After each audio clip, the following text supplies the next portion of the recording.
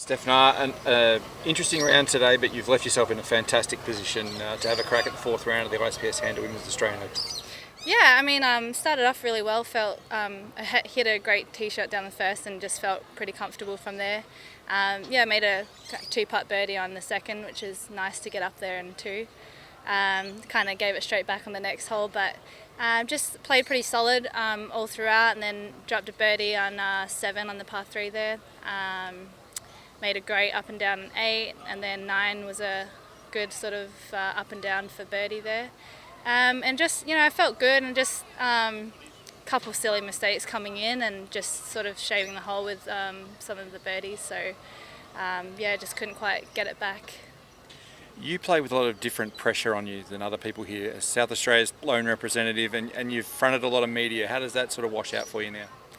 Well, it's my third year at it, so I think I've just sort of learned over the last couple of years certain things that worked for me, and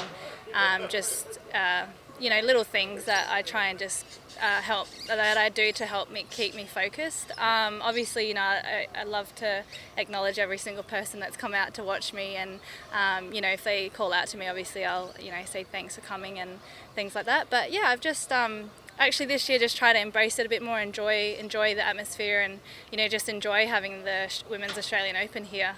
Just never even dreamed of playing an Aussie Open in my hometown, let alone 3 years and now another 3. So I just think sort of year to year I'm just I've just learnt ways to deal with it, I guess, a bit better. So.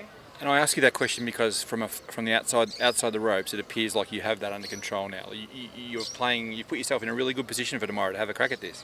Yeah, I mean, I'd love to have at least sort of made that birdie on the last there to just kind of walk into tomorrow with a bit more of a confidence. But I'm happy with where I'm at, and maybe I'll get an earlier tee time tomorrow and maybe a bit of less wind. So. Maybe if I can capitalise on that and make lots of birdies out there in the morning, that'd be great. You went across to the US at the end of last year, and I know you probably weren't 100% satisfied with everything you did, but it seems like you've come back full of confidence.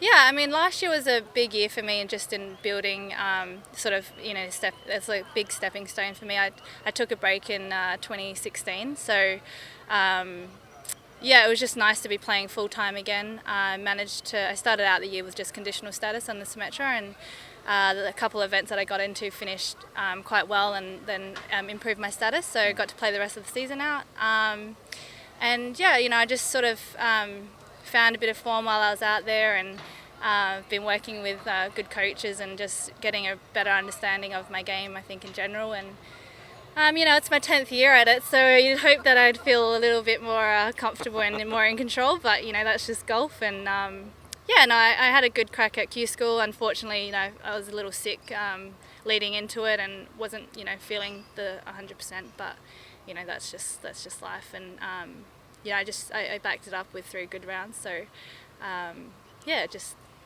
took that form, and sort of I knew my game was in good shape, and I always loved playing the Aussie stuff, and knowing that Aussie Open's here at Kiunga, one of my favourite courses as well. Just sort of let it all roll on, and just keep trying to get better. We don't give out too many free ads here, but you've got something pretty special on your hat. I know you've just had a conversation with a couple of local people here about it. Do you want to just show us your hat? And I can't remember where I put it yet. So it's a Fiona Pike.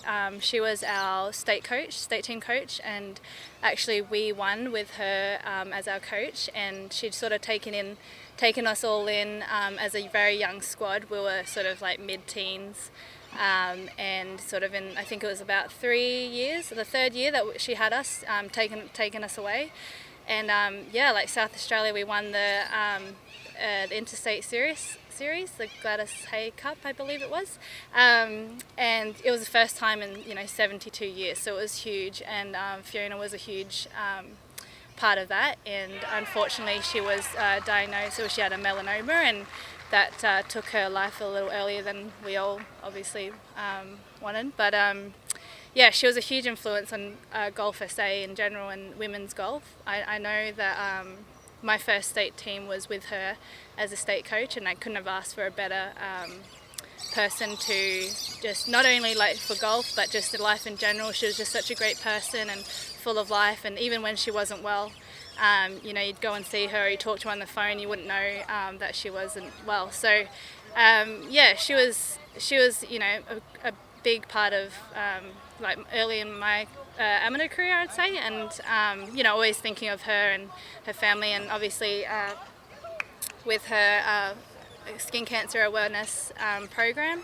Obviously, we encourage everyone to, you know, look after your skin, and you know, the sun's brutal, and we don't want to lose people, you know. So, but yeah, always remembering her, and always really grateful for meeting her and having been close in touch with her. So, yeah, no, we miss her, but always thinking of her. Great message, and congratulations for wearing that, and good luck tomorrow for the final round. Thank you.